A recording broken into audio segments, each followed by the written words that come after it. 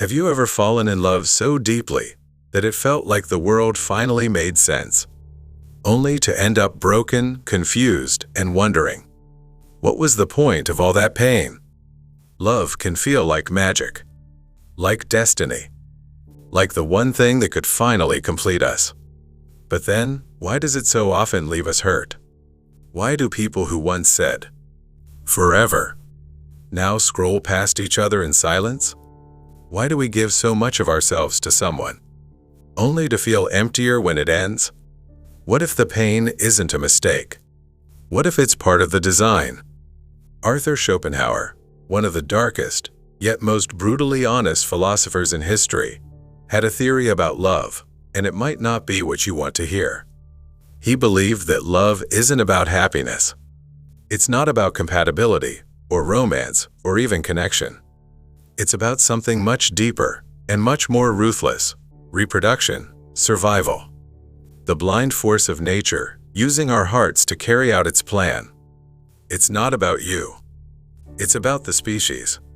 Today, we're diving into one of Schopenhauer's most uncomfortable ideas: that love, in all its beauty and agony, might be nothing more than an illusion created by nature, to trick us into doing its bidding. But here's the twist. Understanding this doesn't mean we stop loving. It means we start loving with our eyes open. And maybe, just maybe, that kind of love hurts less. Arthur Schopenhauer didn't believe in soulmates. In fact, he believed that what we call falling in love isn't about finding our missing half, but about fulfilling nature's cold, calculated command: reproduce. To him, love wasn't a gift, it was a trap. Beneath the poetry, beneath the butterflies, beneath the aching need to be with someone, there's something deeper at work. A blind, unconscious force, he called the will. The will is not a conscious mind. It doesn't care about your happiness. It doesn't care if you're compatible.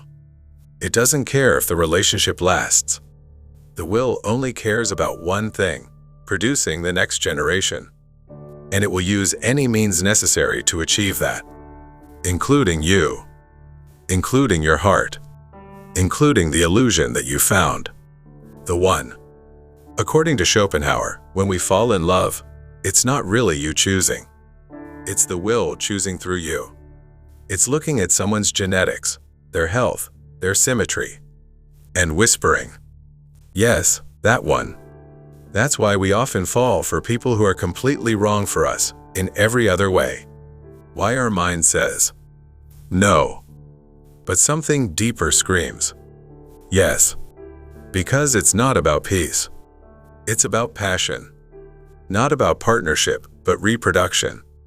Schopenhauer even said, "The ultimate aim of all love affairs is actually more important than all other aims in human life: the composition of the next generation." That's not romantic, but it explains a lot. Why love can be so consuming. Why it overrides logic, timing, even self-respect. Because nature isn't polite. It's persistent. And love, real, gut-wrenching, heart-shaking love, is how it gets the job done. You meet someone, and suddenly, something lights up inside you. They don't even have to say much. A glance, a laugh. The way they move through the world, it pulls you in before you even understand why. Your heart starts racing. Your thoughts spiral. You imagine a life together before you even know their favorite color. And it feels like fate. You tell yourself, this is different. This time, it's real. This person just gets you. Like your souls met before your bodies ever did. But time passes, and the high begins to dip. They don't text back right away. They forget something you said. They're not who you imagined in your head. And suddenly, the magic becomes confusion. You feel needy, insecure, afraid. You try harder. You give more. You shrink yourself just to keep them close. Until one day, they're gone. And you're left wondering, what was that all for? You cry. You overthink. You tell yourself you'll never fall like that again. But then, someone new shows up. And it starts again. The same fire. The same ache. The same story, with different names. Why do we do this to ourselves? According to Schopenhauer, it's because we're not the ones choosing. The will is. It's writing the script behind the scenes, casting people not for compatibility, but for the potential of strong offspring. It doesn't care if they ghost you. It doesn't care if you're heartbroken. All it cares about is the union, the genetic mix, the biological mission. And once the will gets what it wants, or realizes it won't, the illusion fades. The feelings collapse. And you're left with what he called the disillusionment of fulfilled desire. You wanted love. You got nature's plan. But that doesn't mean your feelings weren't real. It doesn't mean you're foolish. It means you're human. You're part of a deeper story, one that's older than words, older than romance. And maybe, by seeing it for what it is, you'll stop blaming yourself. You'll stop chasing illusions. And you'll start loving with your eyes open. So what do we do with all of this? If love is just a trick of nature, if our deepest feelings are really just biology in disguise, do we stop loving? Do we shut down? Do we build walls around our hearts and call it wisdom? Schopenhauer didn't think we could stop loving, and he didn't think we should.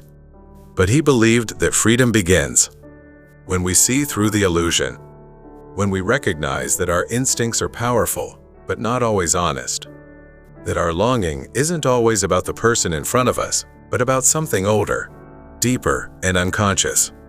This is what he called the denial of the will. It doesn't mean suppressing desire. It means understanding it, seeing it, letting it rise and fall without letting it rule your life. It means stepping back from the chase, not because you're bitter, but because you're finally awake. So how do we do that? Through reflection, through stillness, through creating art, through witnessing beauty without trying to possess it, through choosing peace over passion, truth over fantasy, and sometimes through simply watching your own desire without immediately acting on it. That pause, that small, silent awareness, is a form of liberation. Schopenhauer believed that we could never fully escape the will, but we can weaken its grip. We can live more freely, more gently, more honestly. And that includes how we love. You can still love, but now you can love with your eyes open. You can love someone not because your instincts scream for them, but because you see them clearly and choose them anyway. You can love without needing to possess, without losing yourself, without expecting it to complete you. You can love as a gift, not as a strategy. And when the illusion fades, as it always does, you'll remain whole. Because now, you know who you are even without the fantasy. And that, according to Schopenhauer, is the beginning of freedom. So how do we love knowing what we now know? How do we open our hearts without handing over our sanity? The answer is simple, but not easy. See the will, but don't let it drive. In other words, understand your desire, but don't become its slave. Here are a few ways to begin. 1. Notice the obsession. That racing heart. That constant checking. That sudden fear of losing them. Pause. Breathe. Ask yourself, is this love? Or is it the will trying to take over? The more you name it, the less power it has. 2. Choose, don't just fall.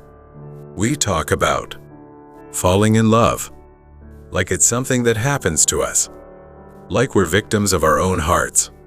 But real love is chosen, not once, but daily. You don't have to chase every spark. You can feel attraction and still say no. That's not fear. That's freedom. 3. Let go of the fantasy. They're not your savior. They're not your missing half. They're not the final puzzle piece. They're a human with flaws, fears, and their own chaos.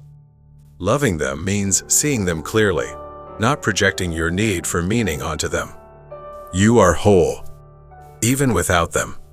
4. Give without losing. You can care deeply. You can be present, kind, vulnerable. But don't disappear into the other person. Don't mold yourself just to be loved. Real connection isn't about merging.